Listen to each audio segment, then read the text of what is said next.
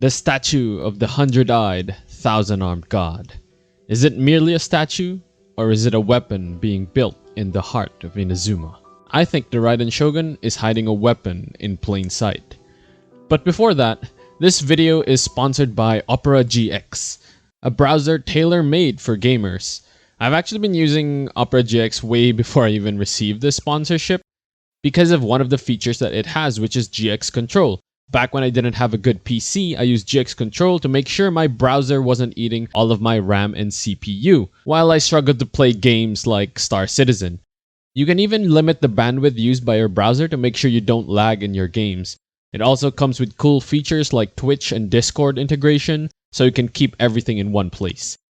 You can change the colors of your browser easily as it's built within the browser itself. You can customize it to your specifications. When I transferred, I thought it would be a hassle, but GX is also equipped with an import tool that will allow you to quickly import all of your settings from your previous browser to GX.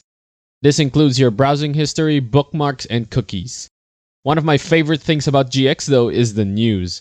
It shows you which games are being given away for free and for which platform, and also shows deals and news to keep you up to date on gaming. GX is also on mobile and is a great companion to the desktop version, since you can connect the two with a flow feature, so you can send files, videos, links, and notes between browsers in a single click. So download Opera GX now using my link in the pinned comment down below, and use the hashtag InstalledGX to let me and the company know that you installed it. Thank you Opera GX for sponsoring this video. Now before we really begin though, remember that this is all just a theory, alright? First, we have to talk about visions, but not in the philosophical sense, more in a practical sense. We've established before that visions are manifestations of ambitions, delusions, goals, and whatever else people can think of. But what if we take all of that and throw it away? Well, if we remove all the philosophical, what do we have left when it comes to visions? Well, we have weapons, or tools.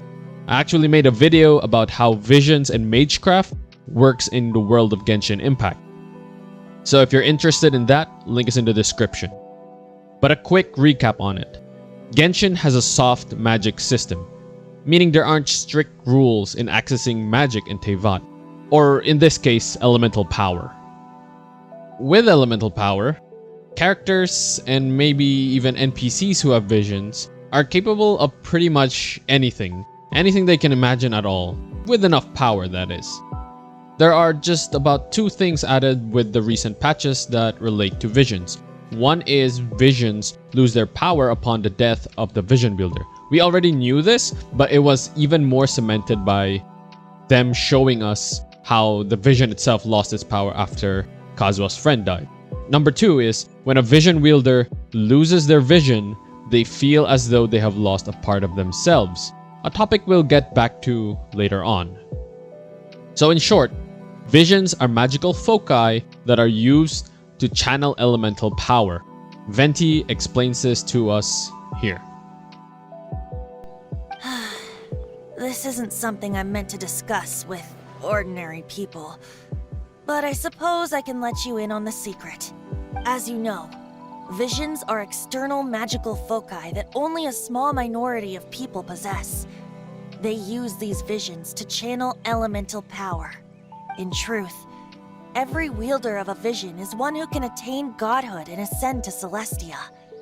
We call such people allogenes. Allogenes? Paimon's never heard of them before. That's because this is a secret that only Archons are privy to. We don't need primitive tools like visions. So, when you strip away all the meaning in the visions, they are but weapons or tools to be used by the user. They can be used however the user wishes, be it for evil or otherwise.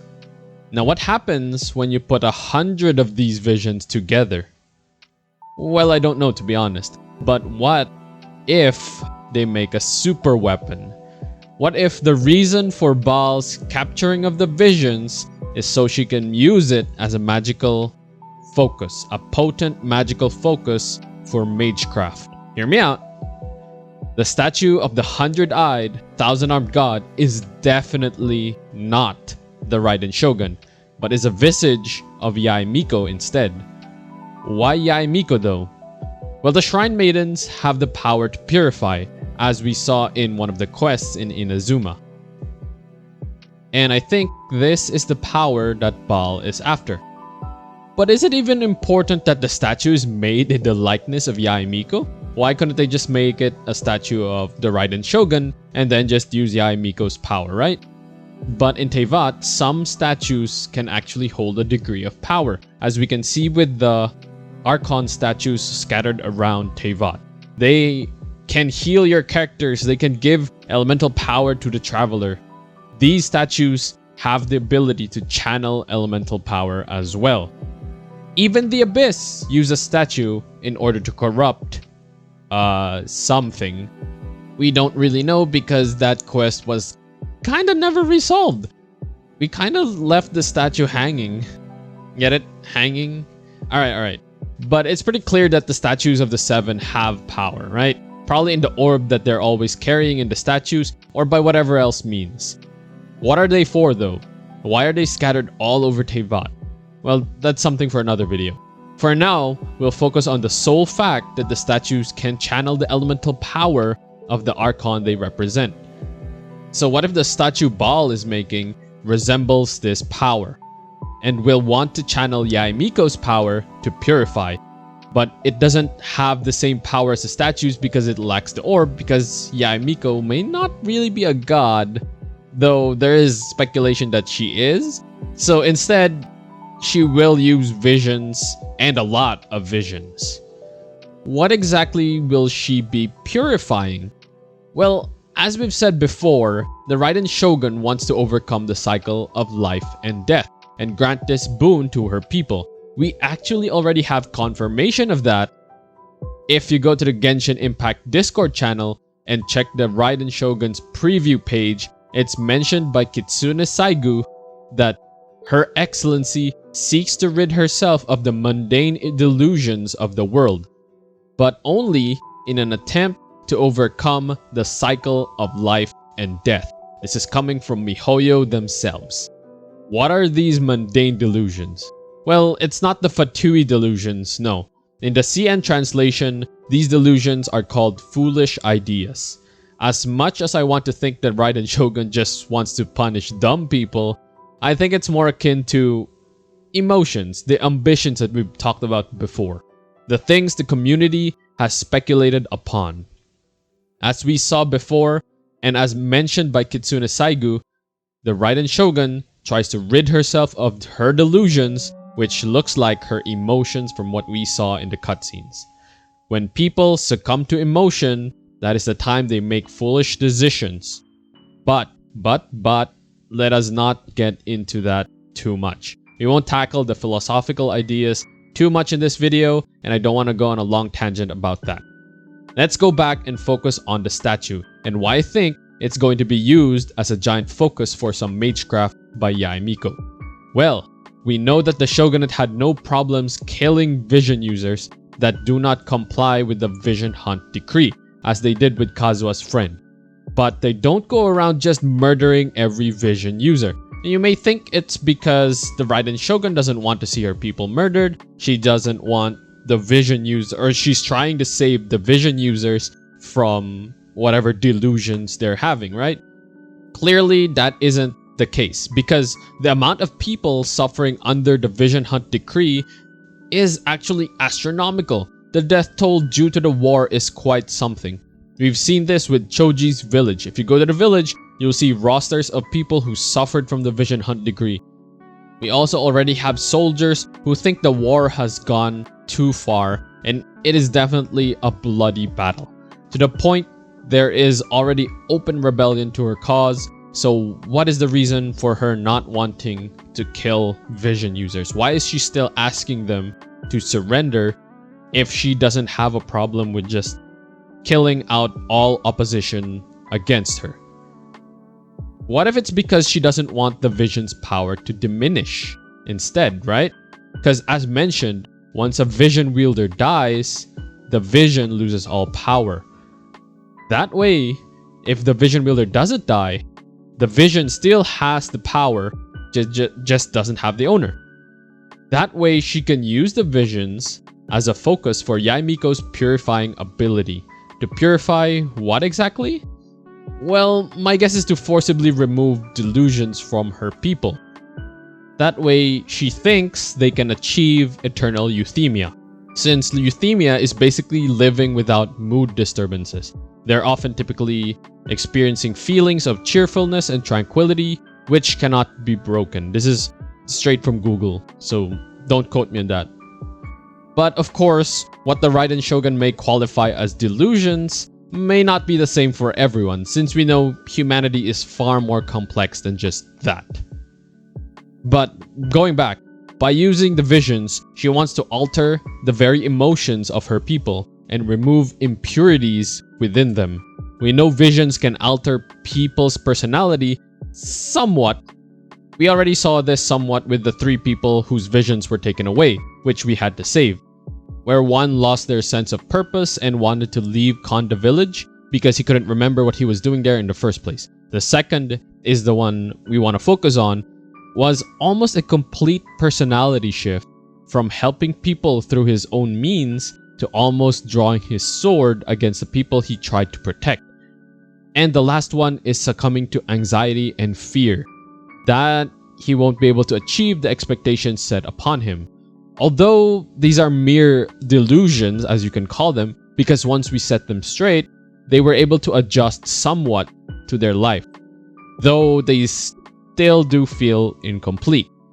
Though I will note that Yae Miko said that she couldn't help the guy may already disprove this theory, and she doesn't seem worried about what could happen, though maybe she believes in the Raiden's goal, or maybe she just knows it won't work in some method.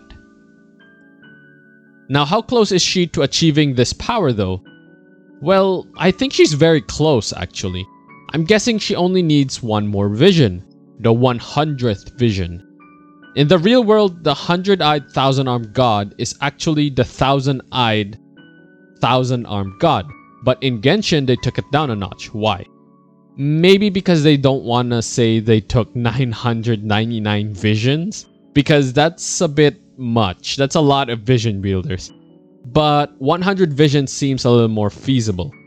Another thing that may back up why I think she only needs one vision left is why I think Thoma became the target of the last vision.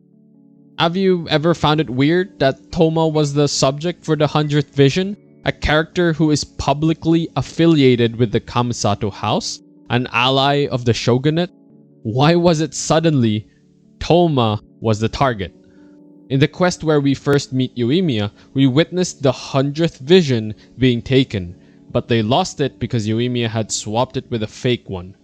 Because of that, they needed a replacement, and they chose Thoma, even though he publicly serves the Kamisato house. Ayaka herself even mentions this here. The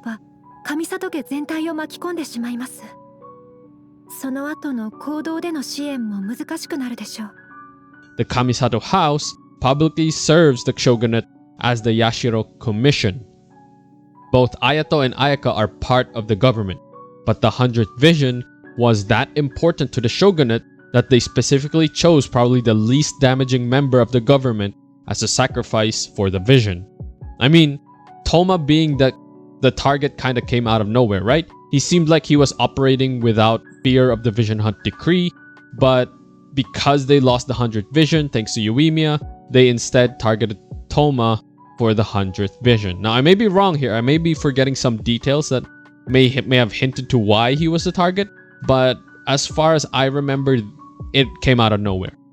Seemingly a milestone that they wanted to celebrate as soon as possible, the 100th vision, to the point that they would attack one of their own allies. It seems like a political move, but it is also kind of a move of desperation. Why? Maybe because the 100th vision is not only a milestone, but the catalyst required for whatever spell or plans the Raiden Shogun has with the statue. Maybe she is much closer to her goal than we think. But what do you guys think? Do you think the Raiden Shogun is building this statue as a weapon to rid Inazuma of their ambitions or emotions? Or do you think I'm very far off and the statue is just there as a symbol? Comment down below, and as always, thank you for watching. Goodbye.